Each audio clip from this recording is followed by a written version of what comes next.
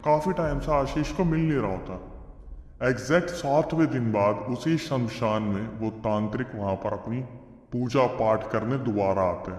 आशीष जैसे ही देखता है कि तांत्रिक आ गया, आशीष के दिमाग में चलता है कि भाई यही सही टाइम है, इससे पहले अपनी गहरी सोच में चले जाए, गहरे ज्ञान में चले जाए, इन्हें फटाफट मैं पहुंच के मिलके बता देता हूँ कि मुझे भी सिद्धि प्राप्त करनी है। आशीष फटाफट वहां पे जाता है और बोलता है कि तांत्रिक जी के पैरों में पड़ जाता है कि प्लीज मुझे मुझे भी ये सिद्धि प्राप्त करनी है, मुझे भी यक्षिणी की सिद्धि प्राप्त करवा दो।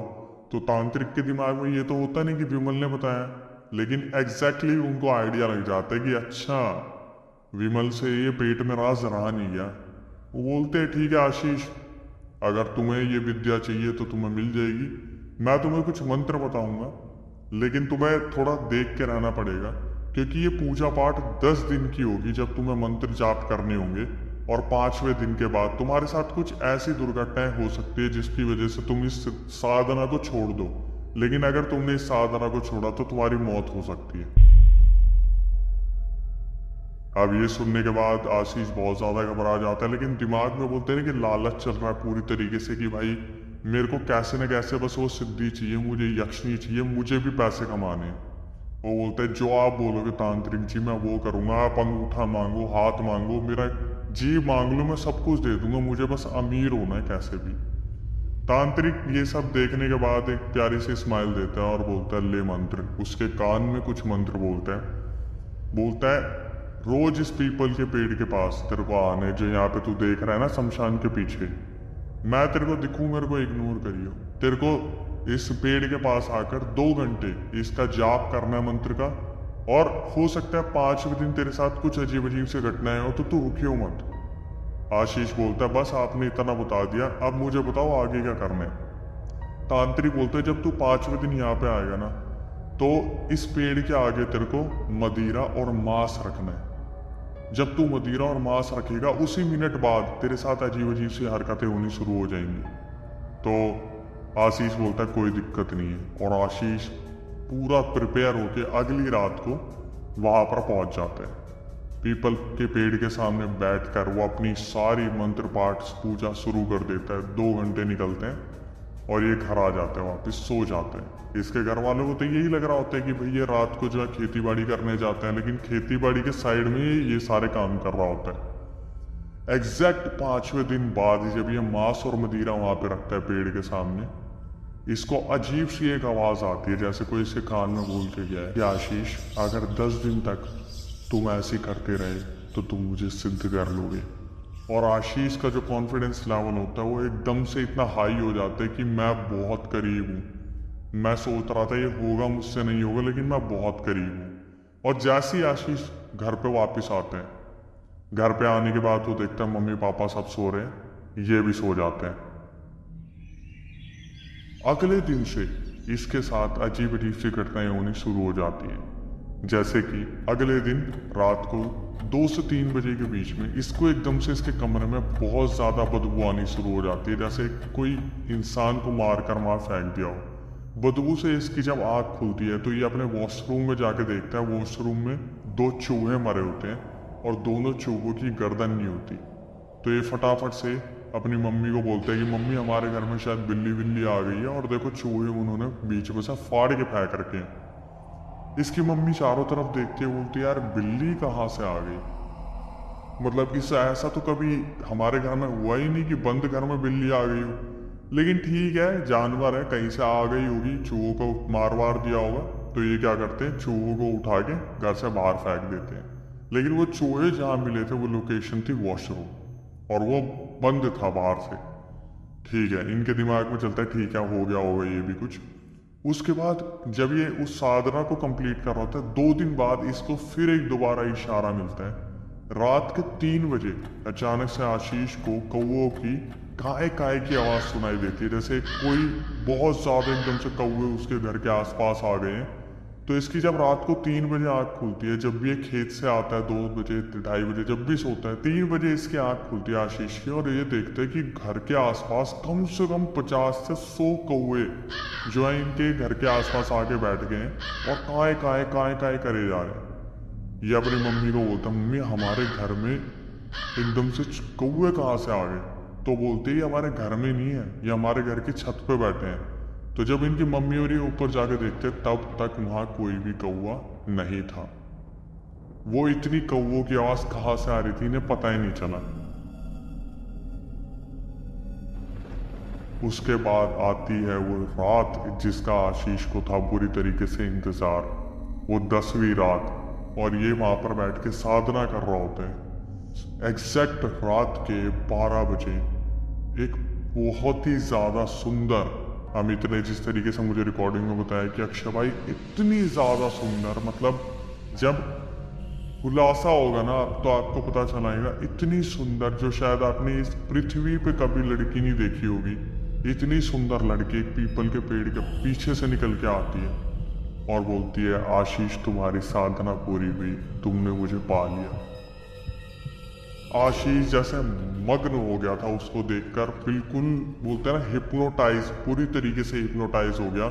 और वो यही बोलते हैं उसके, मतलब आशीष के दिमाग में चल रहा होता है, या तो मैं यक्षिणी को पालूं यार, मतलब इसके साथ मेरा ना कुछ संभोग हो जाए। फिर उसके दिमाग में आता नहीं, या ऐसा कुछ दिमाग में मतलब तेरे को पैसे कमाने। जो यक्षिणी आती है वो ऐसे बोलती है कि मांगो, तुम्हें मुझसे क्या मांगना है। तो वो बोलते हैं कि मैं आपसे बहुत सारा पैसा चाहता हूँ, मुझे अपना बिजनेस ओपन करना है, मुझे किसी भी तरीके से आगे बढ़ना है। यक्षिणी उसे बोलती है कि तुम अगर मुझसे कुछ मांगोगे तो मैं भी तुमसे कुछ मांगूंगी। मैं तुम्हारे लिए उस इच्छा को पूरी करूंगी और तुम मेरे लिए उस इच्छा को पूरा करना। आशीष लालच में इतना पागल हो रखा होता है, सीधा बोल देता है तुम्हें जो चाहिए वो मिलेगा, बस मुझे अमीर बना दो। वो बोलते हैं ठीक है, कल रात के 3 बजे तक तुम्हें तुम्हारा पैसा मिल जाएगा। आशीष अपने घर आ जाते हैं, बहुत ज्यादा खुश होते हैं। अगले दिन अपनी खेत पे जाते हैं, सारा काम करके 2:30 बजे वापस आता है। 3 बजे एग्जैक्ट यक्षिणी उसके सामने प्रकट होती है और उसके हाथ में सीधा 500 की गड्डी रख देती है। और अगले 3 से 4 दिन तक यही होता रहता है। इतने में 4 से 5 दिन के बाद ये जो इंसान होता है आशीष, ये अपना बिजनेस ओपन कर लेता है सरियों का, जो घर के सरिये बनते कंस्ट्रक्शन का, और इसका सही काम बिल्कुल चलने लग जाता है। अचानक से पूरा गांव देख रहा होता है कि भाई ये हो क्या रहा है, कि एकदम से ये लड़का इतने पैसे कहाँ से ले आया। पहले विमल और अब भाई आशीष। और लेकिन विमल और आशीष की आपस में बात नहीं हो रही होती। जब इनका सब कुछ चल रहा होता है, 7 से 8 दिन बाद वो यक्षिणी आशीष के सामने प्रकट होती है और बोलती है कि अब मेरी इच्छा मांगने का वक्त आ गया है। आशीष थोड़ा तो घबराता है, बोलता है कि बोलो आपकी क्या इच्छा है। तो बोलती है कि मुझे तुम्हारे साथ इंटीमेट होना है। ये सुनने के बाद आपके भी वैसे कान खड़े हो गए होंगे जैसे आशीष के कान खड़े हो गए थे। आशीष के दिमाग में जो चीज पहले दिन ही से देख के आई थी, आज वो दोबारा एकदम से आग की तरह फट के आई कि इससे ज्यादा खूबसूरत ख्वाहिश मेरे लिए क्या होगी कि इस दुनिया की सबसे सुंदर लड़की मेरे साथ इंटीमेट होना चाहती है। और उस रात पहली बार ये दोनों करीब आए थे। ये दोनों करीब आए, इनके बीच में वो सब कुछ हुआ जो एक मैरिड कपल के बीच में होता है। ये सब कुछ होने के बाद आशीष जो था वो अपने आप को ऐसा फील कर रहा था ना कि उससे ज्यादा पावरफुल इंसान कोई भी नहीं है। मतलब आशीष की बॉडी में इतनी शक्ति आ गई थी कि वो एक ट्रक को अपने हाथ से उठा देगा, और उससे ज्यादा उसे कुछ नहीं चाहिए था। उसके पास पैसे थे, उसके पास पावर थी। हर 2 दिन में आशीष और उस यक्षिणी के बीच में फिजिकल इंटीमेशन, रिलेशन सब हुआ करता था। हर 2 दिन में और आशीष अपने आप को इतना स्ट्रॉन्ग, पावरफुल पाता था कि वो चाहे ना तो 10 इंसानों को एक साथ पीट दे। ऐसी चीजें चलती रहती है। बात है 7 से 8 दिन बाद की, जब दोबारा वो यक्षिणी इसके सामने आती और ये दोनों फिजिकल हो रहे थे। इतने में रात के 2 से 3 के बीच में अचानक से विमल का फोन आता है और आशीष देख रहा होता है, और उसकी नजरों में जो घमंड होता है ना कि अब मैं इसे बताऊंगा कि जिस यक्षिणी को ये पाके बैठा था वो अब मेरे पास है। ये एकदम से फोन उठाते हैं इंटीमेट होते होते और स्पीकर पर रखता है। तो वहां से विमल की एक आवाज आती है, भाई भाई भाई आशीष, वो कोई यक्षिणी नहीं है, वो डायन है। और डायन सुनते ही जैसे एकदम से आशीष की जीभ वहां पर जम गई, दांत बिल्कुल बिल्कुल एकदम से पिस गए कि डायन। और वो जो यक्षिणी उसके ऊपर बैठी थी, जो उसके नेक पे बाइट कर रही थी, कभी लिप्स काट रही थी, कभी उसकी नेक पे बाइट कर रही थी, कभी ईयर्स पे बाइट कर रही थी, उसके एकदम से हंसी निकलती है। जैसे चुड़ैलों की हंसी नहीं होती, वैसी हंसी एकदम उसके मुंह से निकलती है। और आशीष बिल्कुल वहां जमा का जमा रह जाता है, बिल्कुल एक ही साइड में। अमित ने मुझे बताया कि अक्षय भाई, आशीष भाई ने जब ये किस्सा बताया था, उन्होंने बताया इस टाइम पे ना उनका बैठे बैठे टॉयलेट निकल गया था वहां पर। उन्होंने पूरे बिस्तर गंदे कर दिए थे और उन्होंने उस डायन को देखा। इतनी भयानक थी वो दिखने में, इतनी ज्यादा भयानक थी जितनी भयानक शायद आपने किसी मूवी या असलियत में किसी भूत प्रेत को नहीं देखा होगा। इतनी भयानक कि आशीष ने जब पहली बार डायन को देखा वो वहां पर बेहोश हो गया। सुबह जब उसकी आंख खुली तो उसने देखा कि वो नॉर्मल है। हाँ, उसने टॉयलेट कर रखा था, कुछ बिस्तरों को गंदा कर रखा था, उसने अपने आप को संभाला। 2 दिन तक आशीष अपने घर से बाहर नहीं गया। वो अपने बिस्तर के नीचे छुप के रहता था। वो उस डायन से इतना ज्यादा डर गया था। और 2 दिन बाद पता चला कि विमल जो है, जिसका फोन आया था, उसके पापा की डेथ हो गई और विमल अपना पूरा घर बार यहाँ से बेच बूझ के बंद करके भाग गया। अब सिर्फ इसके दिमाग में ये चल रहा था कि मैं क्या करूं, कहाँ जाऊं, किसे बोलूं।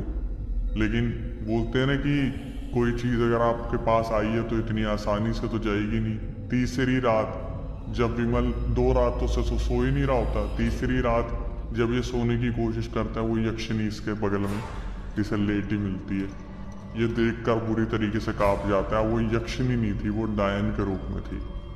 और वो बोलती कि तूने मेरी पहली इच्छा तो पूरी कर दी इंटीमेट होके, अब मेरी दूसरी इच्छा सुन। अगर तूने ये इच्छा मेरी पूरी नहीं की ना, अगले 2 दिन में तेरी मौत हो जाएगी। ये घबराते घबराते बोलता है, बताओ क्या इच्छा है तुम्हारी, मुझे मत मारना, मुझे मत मारना, बस मुझे अपनी इच्छा बता दो। डायन आशीष को बोलती है कि तेरे घर के बगल में ना एक औरत रहती है जिसका 8वां महीना लगा हुआ है। तो आशीष बोलता है, हाँ मैं जानता हूँ उन्हें। वो बोलती है कि तेरे पास कल तक का वक्त है, उसके पेट में से ना वो बच्चा मुझे ला के दे दे। अगर तूने उस बच्चे को ला दिया ना, मैं तुझे कुछ भी नहीं करूंगी। अगर तू उस बच्चे को कल तक नहीं लाया तो उस बच्चे को तो कल मैं निकाल ही लूंगी शाम को उसके पेट से, लेकिन अगला मरने का नंबर तेरा होगा। ये सुनने के बाद आशीष के पैरों तले जमीन खिसक जाती है और उसने सोच लिया था कि भाई मैं अब मरूंगा, क्योंकि ये काम वो तो कर सकता नहीं था।